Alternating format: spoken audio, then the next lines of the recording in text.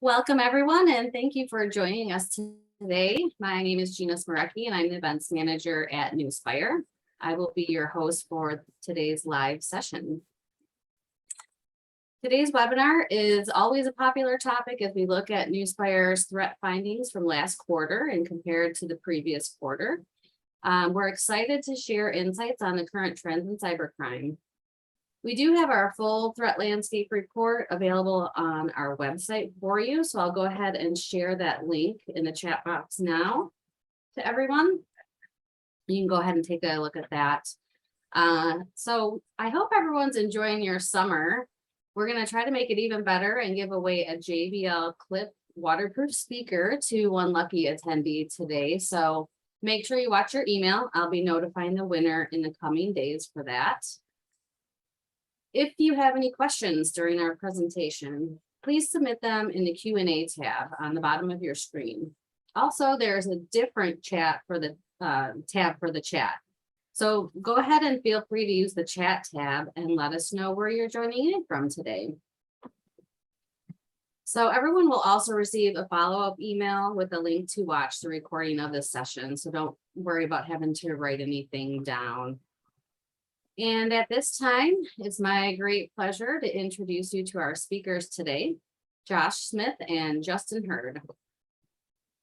Josh is a cyber threat analyst here at Nuspire. He works closely in organizational threat landscapes, curating threat intelligence, and authoring Nuspire's quarterly threat landscape report.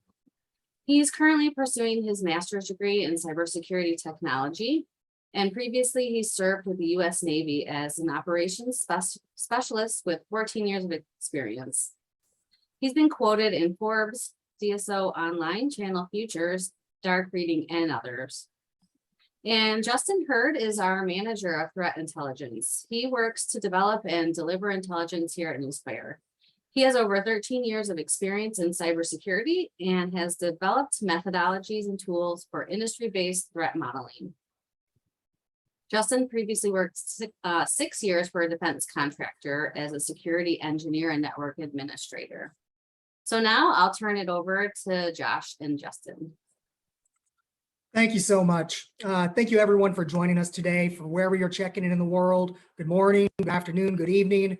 Again, we're going to be covering a whole slew of different topics here. So one thing we definitely want to do is we want to cover what is our methodology and our overview. How do we come up with the data?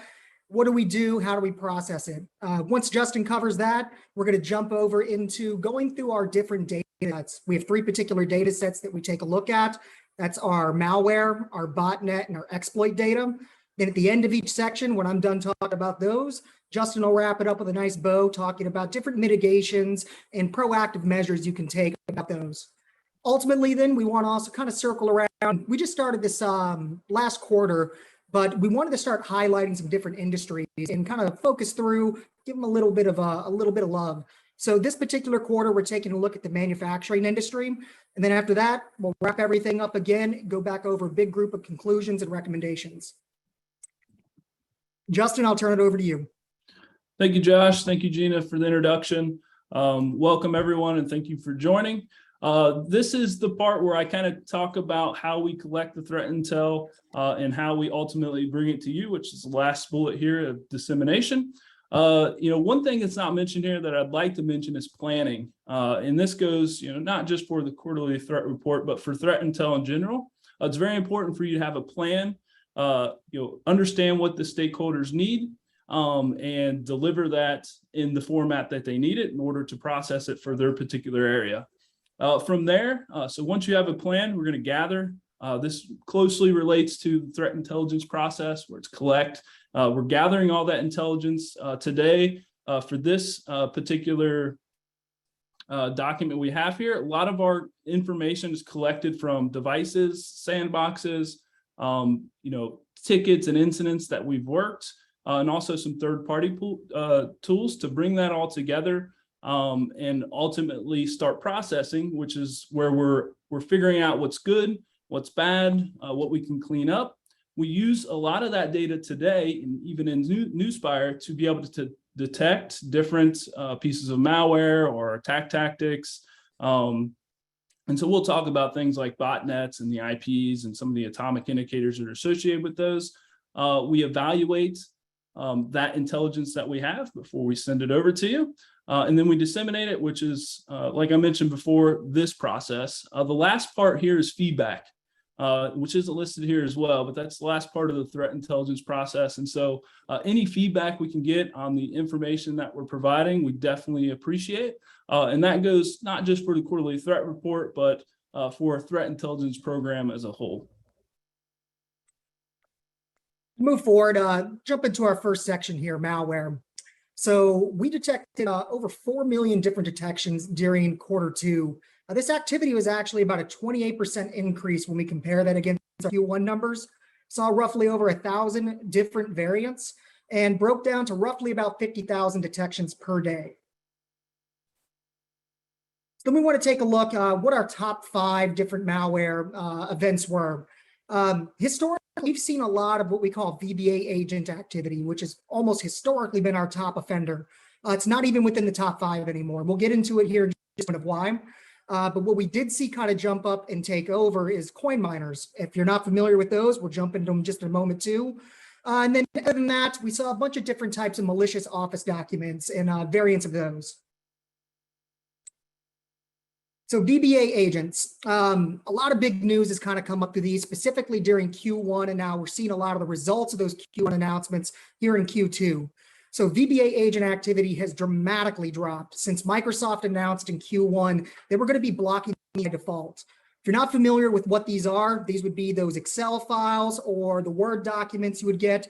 They'd pop up that little banner that would say enable macros. And if someone had programmed some malicious things in there and you hit that enable macro button, bad things happen to good people at that point. So Microsoft realized that this is a very popular attack vector used by groups like Emotet, who is one of the largest malware groups, who every time they get knocked down and shut down, seem to resurrect and come right back.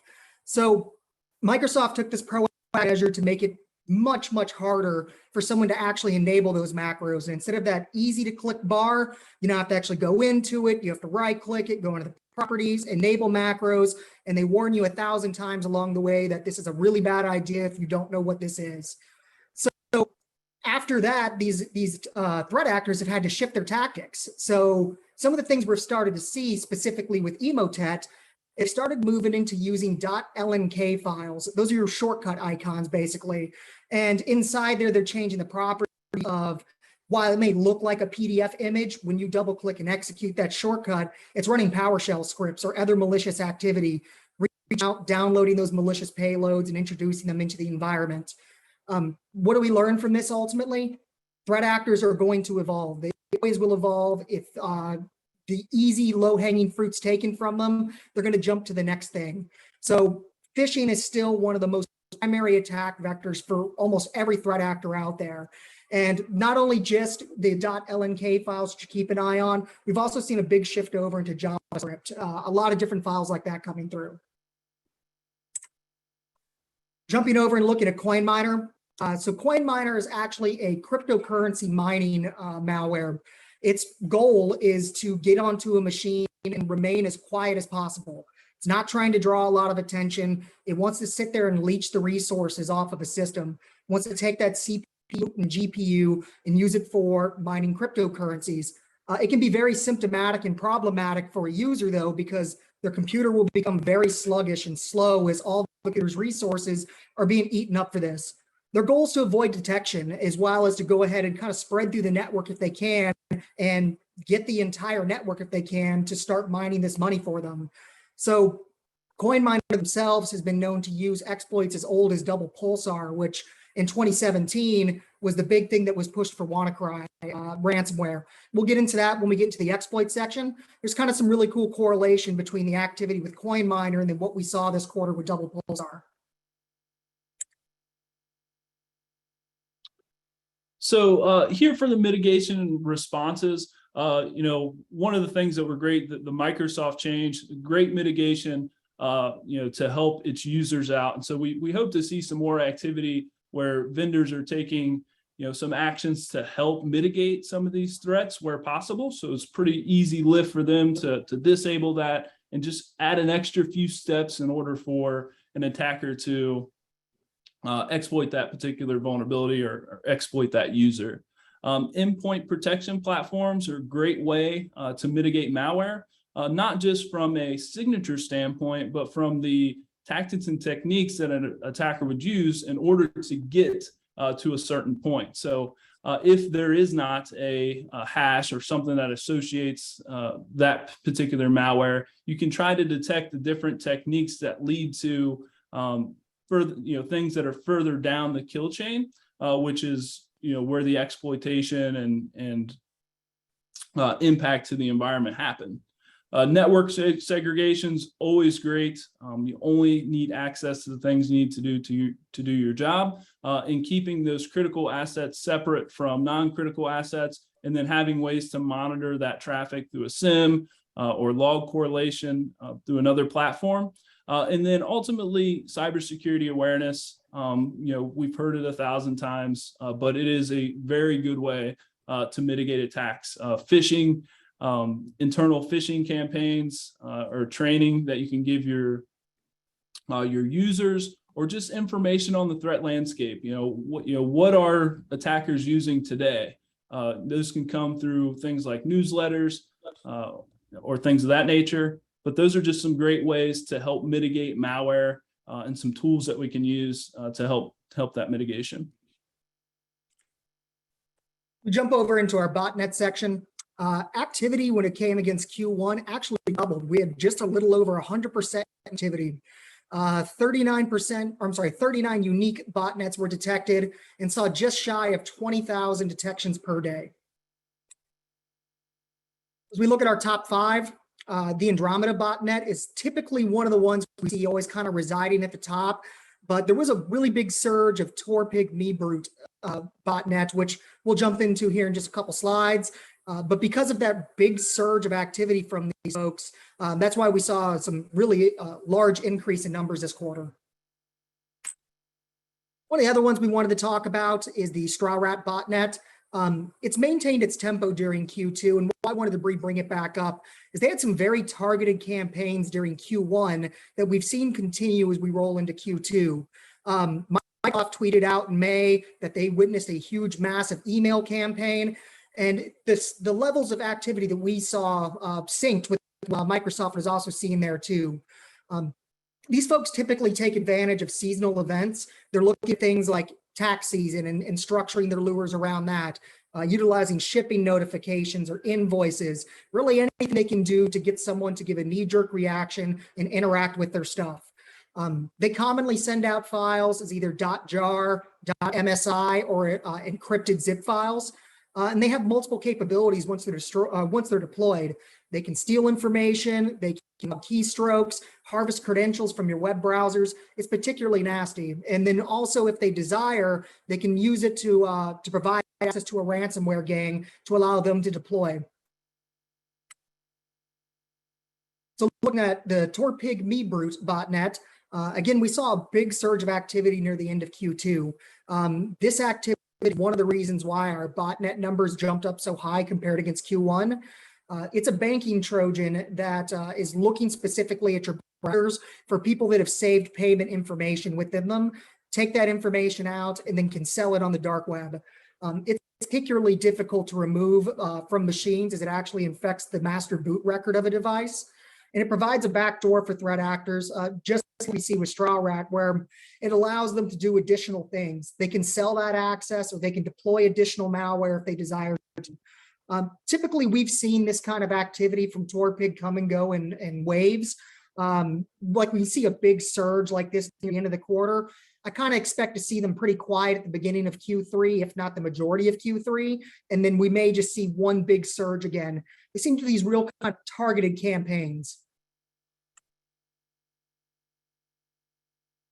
So when it comes to botnets in general, there's a few things we can do to mitigate and respond to those and see what they're going on. I think first and foremost, the botnet is a component of an exploit or a piece of malware that allows the attackers to communicate and send commands to that particular piece of malware.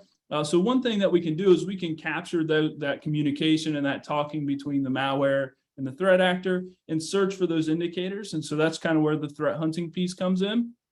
By leveraging threat intelligence, you can get lists, and these are, again, some of those atomic indicators, list of command and control servers that are still active. That's either reported by the community or through your closed source threat intelligence feeds. But you can start to collect that information and look for that type of activity inside your network. So do I have any threat actors communicating with malware that is inside of my network, or do I have any malware inside of my network that is communicating over these C2 channels to the threat actor? And so those are some great ways to help mitigate or discover those things in your network. The next thing here is the use of next generation antivirus software. Again, this is to find the piece of malware or exploit that it's associated with that particular communication and stopping that. We jump forward over into the exploit section. We had almost 50 million events detected in Q2. Activity jumped significantly, almost 150% compared against Q1. Detected 879 unique exploits, and roughly that puts it at over 500,000 detections per day. So we look at our top five exploit attempts. As I mentioned earlier, we'll jump into double pulsar here in a minute. And then also log4j specifically. We're going to talk a little bit more about that. Those log4j attempts, although it's still fairly newish, coming out in December of 2021, still remains very prevalent. So double pulsar, we've had previous reports. I've been doing these for a couple years now, maybe a little even longer than that. And we've had times where double pulsar has been near the top when I first started. It's really kind of trailed off over time, and it's an old exploit. It came out in 2017. It's very sophisticated and very, very powerful, but nonetheless, there's newer, fresher, shinier exploits, I guess, if you will. But what's interesting is CoinMiner themselves are known to be attributed to using it to spread throughout networks. So we did find it very interesting to call out, as we saw a huge increase in CoinMiner activity, our double pulsar activity also re-increased to the point of where it took over the top spot again. So can't fully attribute to it, but my gut says that's what happened here. So again, with it being such a very sophisticated exploit, I think that's kind of what shows everyone as well too is threat actors are looking for the low-hanging fruit. They will rely on tried and true, powerful things. And you've got to patch. You've got to make sure you're patched against these things because they're looking for the network that does have it. Log4j, it was discovered here near the end of 2021, was when it was announced. It's still also something being highly targeted. Log4j was such an embedded software across so many different platforms and technologies that it really shook cybersecurity kind of at its core as being one of the most major vulnerabilities we'd seen in a while. With that, threat actors are still trying to exploit it. They're again looking for those groups that still haven't patched it almost 8 months later now at this point since the patches have been out. Groups such as the Karakurt Data Extortion Group was specifically seen during Q2 utilizing the Log4j vulnerabilities to gain access to two organizations. They're a little different than a ransomware group as opposed to getting in there and encrypting everything and then charging a ransom. They will just steal the data, take it off the network, and then at that point, basically the same thing. Extort their victims and say, hey, if you don't pay me a ransom, I'm going to sell your data to the highest bidder or just publicly post it. Because of something like Log4j, how it's so embedded with across so many different technologies, that's why it's really important and critical for system administrators to really understand what their tech stacks are. So if a critical vulnerability like this comes out, you can prioritize against it, especially against anything that's externally facing. And so we'll talk about some of the exploit mitigations response. And I think Josh really hit the nail on the head when he said, knowing what's in your environment is the first step. And so it's very important to have an inventory of software and applications that you use, and then maybe even the underlying software or code that runs some of those applications. And that's the perfect example with Log4j. As Josh has mentioned, it was embedded in multiple different pieces of software So, if you start at the very beginning, is to know your environment, know the applications that you're running. And so ultimately we can patch our systems. And so that's the first note here is figure out what we have and then use that information to be able to patch their systems or understand what systems are vulnerable and take steps to mitigate exploits on those. Use a firewall with IPS. IPS is a tried and true way to be able to detect exploits in your network. It's out on the edge, so you can stop things a little bit earlier in the cyber kill chain, which is always good. We're going to monitor security news and vendor security bulletins. Now, these are super important, and it comes down to first knowing the software that you have and then monitoring those software vendors for bulletins. Microsoft, Adobe, all these big vendors have security bulletins, particularly to let people who have that software know that, hey, there's something going on, you may need to patch it. Another thing that may happen with these security bulletins is that, we get an exploit and there's no fix for it. And so everybody's scrambling to find some type of mitigation technique. So a lot of times the vendor will give you a mitigation technique. It's not always easy to follow all the time. But these security bulletins will let you know when something becomes available for you to be able to patch that system properly. So monitoring that information or getting a feed of that information is very important to be able to mitigate some of these exploits. And then the last one here is disable unused services. And this goes back to Josh's points that threat actors are going to use the path of least resistance. And so if you have unused service ports open that they can attach to and exploit, they're going to. There's tons of resources to just go out and figure out, who's open to a particular exploit. And so, if you think about it from an attacker's perspective, they're not sitting in front of their computer and going to each of these organizations. They're setting up a script to go and say, okay, I know all these people are exploitable. I want you to go run this exploit against all these things. And then they come back with, all the different, either shell or whatever they can get from exploiting that system, so they can start privilege escalation and moving on through the network to get to better things. And so these are just a few steps that we can take to help mitigate exploits in our network. So as I mentioned at the beginning of this, we wanted to circle around and spotlight a specific industry. Last quarter, if you missed it and want to circle back, it was the automotive industry. And this time we're taking a look at manufacturing.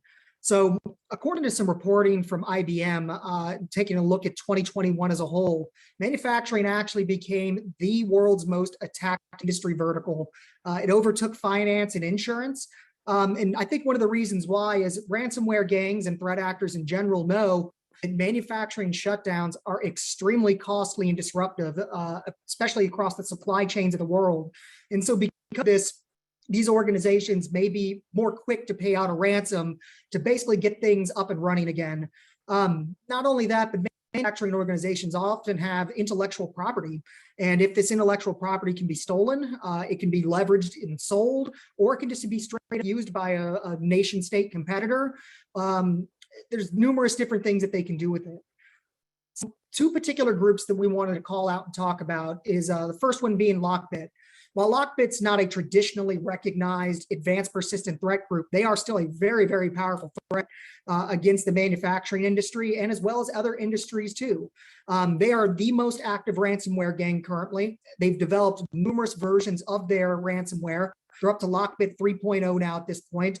And they also provide what's called ransomware as a service. So not only do they actively go out and attack, but just like you can subscribe to software online and utilize it for whatever, there's other threat actors who can come to them and buy their ransomware to be utilized, and they're called affiliates at that point, and they get a cut. The Lockbit gang gets a cut when these guys go out, execute ransomware, and then turn around and use Lockbit's infrastructure to support all of that.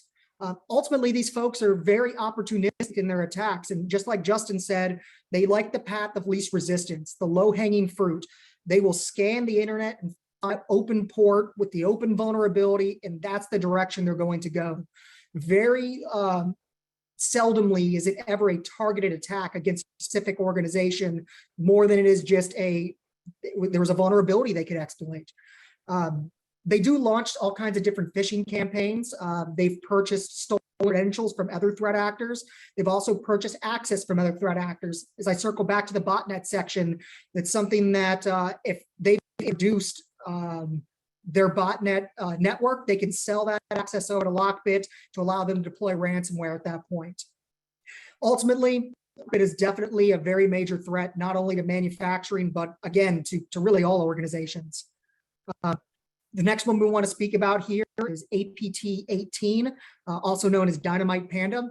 They are a Chinese nation state sponsor group, and they've been in operation since at least 2009 that the cybersecurity community is aware of. They target multiple industry verticals, but they are known to have also targeted the manufacturing vertical. They use targeted phishing attacks. They also exploit exposed vulnerabilities and also utilize stolen credentials. These folks' intentions are usually much more financially driven and usually with a focus of intellectual property theft, at which point either they'll determine, is that something that the nation of China can utilize, or is that something we sell for additional money? Ultimately, these threat actors and many other threat actors, if you've not picked up on the common theme already, all utilize phishing attacks, buying used and stolen credentials, and as well as targeting exposed vulnerable devices. And the reason why, again, circling back to what Justin said, it's the path of least resistance. All right, and so I'm going to talk a little bit on the conclusions and recommendations. One of the things Josh mentioned kind of before we get into this is the use of stolen credentials. We've seen, quite a bit of, credentials being stolen, but not only credentials, but hacked machines or hacked businesses. There's places where these threat actors can go and say, hey, I need a company that you already have a foothold into, and I'll do the rest. And so we're seeing a lot of that circulating on the dark web.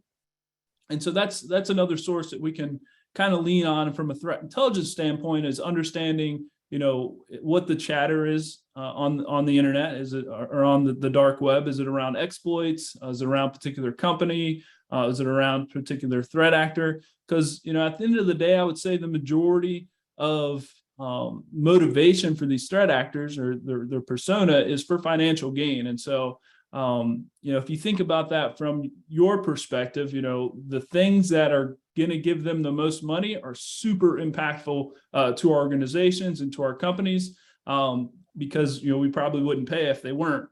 And so, ransomware is always a big fear. It definitely should be. And so we just want to talk about some recommendations that we can do to kind of protect ourselves from all the things that Josh was talking about. We also mentioned phishing and having some documents in there that we can click. That's not always the case. Sometimes they're going to come in and try to build rapport with your end user to where they have trust, and then they'll move on to having your end user execute things for them when they don't need any footholds into the network. So that's another thing that we can keep in mind. So the first one, educate all users often. We're going to take a layered approach to security. That's having, good security at the edge, security inside your network, user awareness, anything you can do to kind of layer security on there. We're going to patch our tech stack. We talked about the first thing there is understanding what your tech stack is and what's in it. So, exactly, what you need to patch or what you need to be monitoring, which bulletins that you need to be looking for. We're going to update our malware protection. A lot of them update automatically.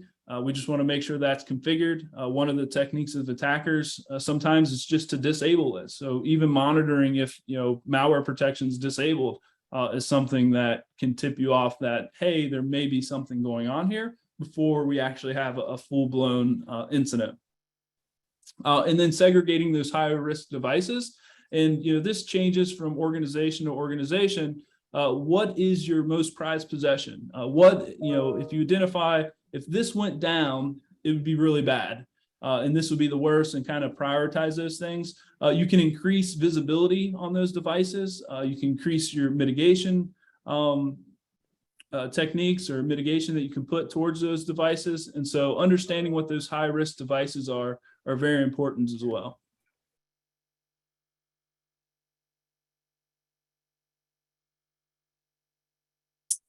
All right, so that brings it back to me, and thank you both for a great discussion. I do realize we are at the end of our time slot. However, we could hang around for a few minutes and answer any questions if the audience has any.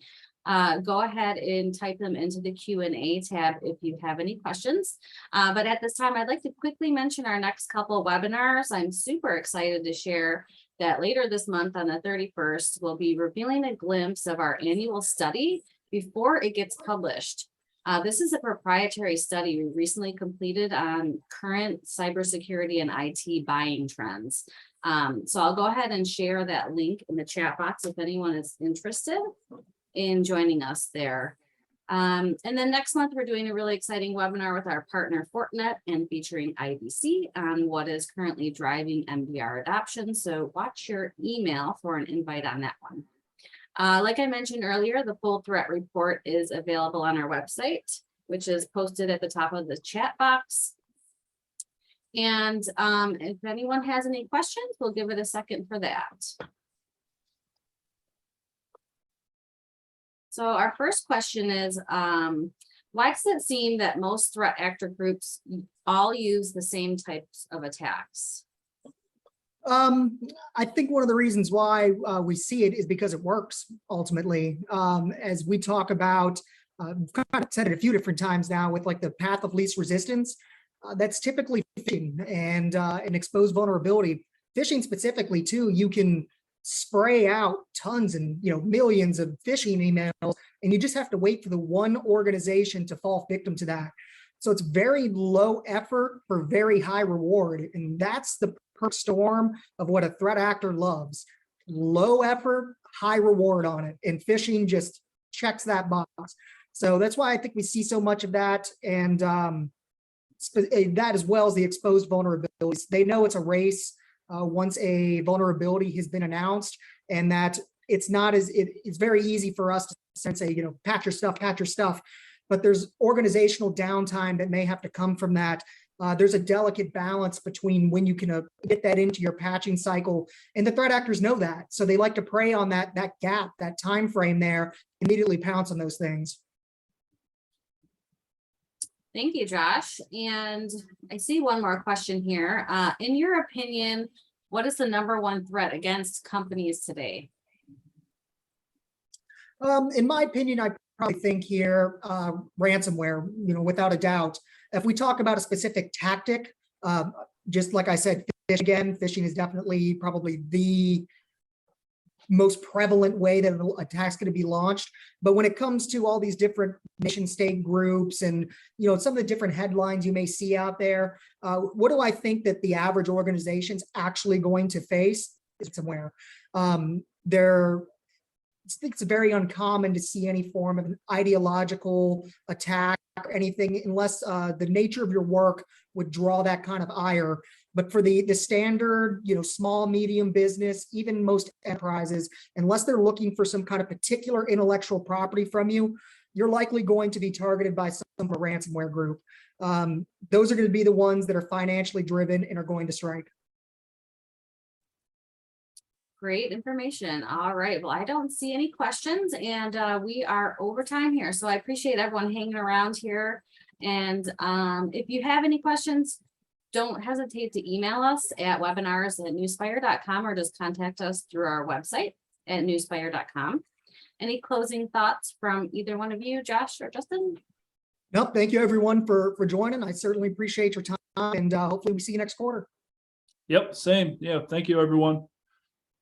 All right. On behalf of Nuspire and our presenters, thank you for joining us today, and have a great rest of your day.